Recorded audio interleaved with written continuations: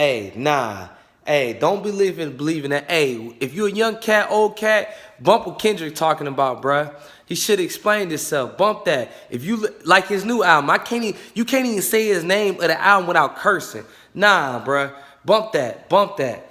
I just listened to that mug and I really got to thinking about it. I got to thinking about like, dang, to even say that album's name, I gotta curse, I gotta swear, I gotta say something negative. If you want to have like the song Fear, I was just listening to it.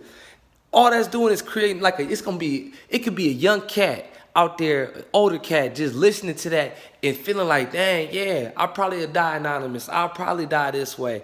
And I got all these fears. And you not just painting your story. Artists like that, they paint stories of other people around them. That's what made people like Pac and Biggie and other rappers who were just so influential, because they even J. Cole, like he said, he don't write just necessarily stories about himself. Even Drake do the same thing. There's not always stories about themselves. There's stories of people around them, what they see or what they believe the people think, and it creates a perception. So you got somebody like Kendrick talking about, his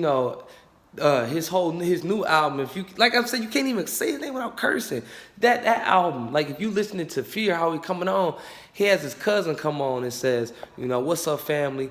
Talking about this, we are the cursed people.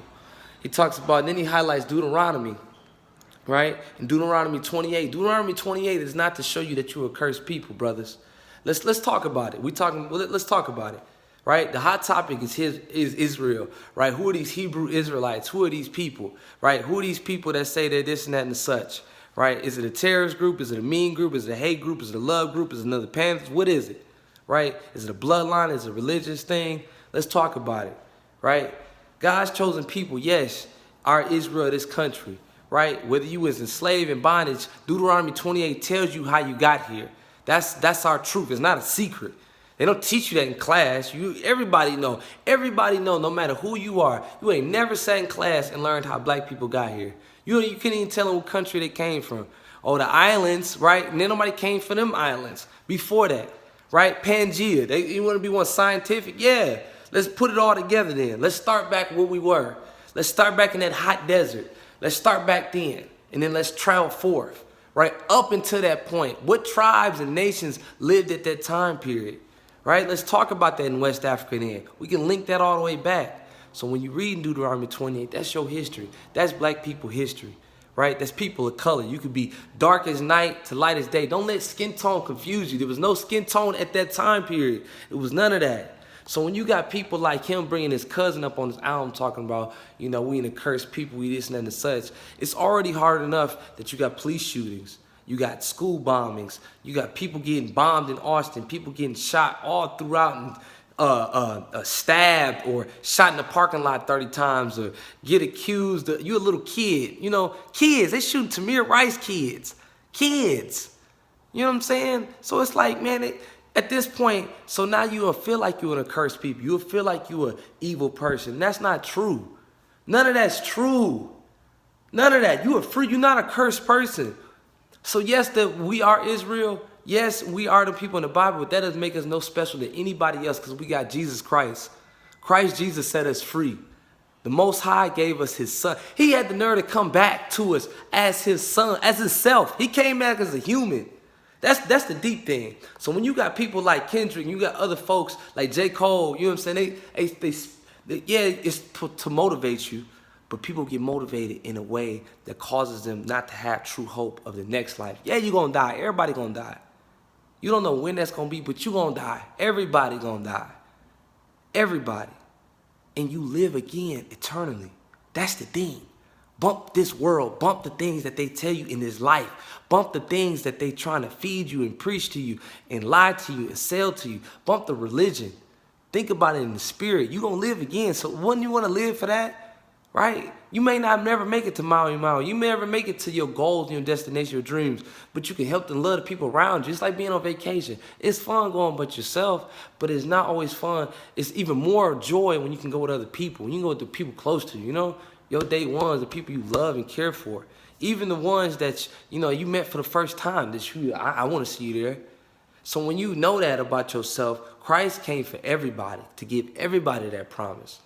So yes, as a nation of people, we reading about our history and reading about how we getting persecuted now because we're an example unto all the other nations, right? When I mean Gentile, I don't necessarily mean by skin tone. When I say Gentile, I'm not meaning one specific race. I mean in a mindset.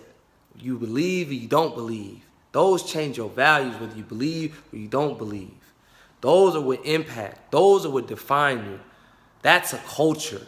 Because that comes from your heart, your spirit. That comes from your makeup. That is you and rooting that. That's native. That's strong. That's what they don't want you to see about yourself. No matter who you are. You could be from the time of before the Vikings to beyond the Zulu to everywhere in between. You could be a Gideon's 300. You could be any kind of spirit. You know what I'm saying? You don't have to. Don't let stuff like this album fool you, cause it fooled me. Yo, like I've been banging like K-Dot for who knows how long. You know what I'm saying, right? And I listened to Pimp a Butterfly before I listened to Good Kid, Mad City, cause the Pimp a Butterfly to me was like, dang, like that's crazy. Nobody have that I can relate to. You know what I'm saying? Like, dang, like I see how you painting that. But then you look at this crap now. You get a veil over your eyes, a veil. It's like a blinding. Even the word talks about this in multiple times. We have this veil over our eyes. So that's why I say that, man. Because it'd be some young cat listening to this like, dang, yeah, we this and that and such. Yeah, we these people of the Most High, but we curse. No, you not. You got that freedom. You got that freedom. Like when you listen to the song, I'm going to give you an example. When you listen to the song Yah on there, right? Everybody knows Yah can be shortened for like, if you translate it from a Hebrew sense to an English sense, you can get Yah, you can get like God. You can get God, in which God comes from a transformation of where you're getting that from Hebrew, which could be from the Most High, Elohim, Emmanuel, Hosanna. You could get Jehovah. You could get Yahweh. You could get, you know, since they added Jehovah, it's all the same when you know who you're talking about in your heart and your spirit, and it's no way around it. It's one story, one truth. There's no multiple truths. There's no interpretation. As Peter said, the rock, as he says, we have no man interpretation. Their interpretation is not of themselves, of the word, is God manifesting through them. That's God's word. That's not even them. So that may be even something they wouldn't even necessarily fully understand to agree on. Like they had to been so much of agreement of it, right? And think about it. I'm interpreting. See what I'm saying?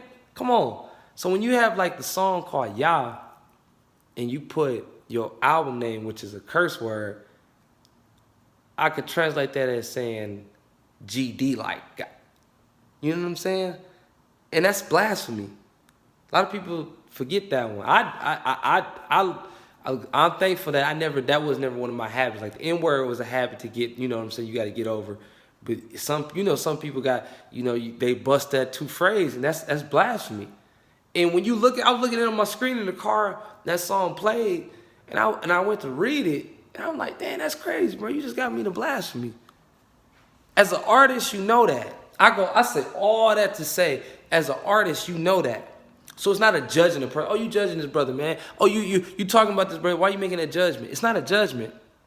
That's the truth. If you're an artist, like Aaron was an artist. So when he built the golden calf, when they left, when all of us, not just Israel, when the Israelites, when the other nations, and everybody included, everybody left out of Egypt, and Moses went up to the mountain for God to give him to come back with the commandments, and they chilling there partying. And they asked Aaron, like, hey, can you build us a statue, a golden calf, like we had in Egypt? Because Moses is clearly gone, because Moses had been gone for a minute. And it's just us. Aaron was an artist. He built it. So as any kind of artist, even myself, whatever you create, whatever you put, whatever you share, even this, like right now I'm held accountable to this, right? As an artist, when you share, when you give, like you know what you're doing because you're looking at every piece of it, every piece of it. You could be any kind of artist, building sculptures to doing nails, to doing anything, painting, hair, drawing, artistry, video, anything video, artist, off top, anything. You're held to that. You know what you're doing. So that's why I said that's the frustration. So if you somewhere, hopefully, I'm praying, wherever you are, young dude, young woman, older, see my seniors, male or female, I love y'all, man. Know that y'all free. Y'all free. Y'all free in Christ. Just hold on. So I'm trying to. This will help me hold on, right? Sharing this with you, just getting this off my chest, because I know y'all got that same frustration somewhere. I know y'all do. I know y'all do. But keep fighting on. Love y'all, man. Peace and shalom to y'all, man. Don't get caught up in that crap. Don't do it. It ain't real.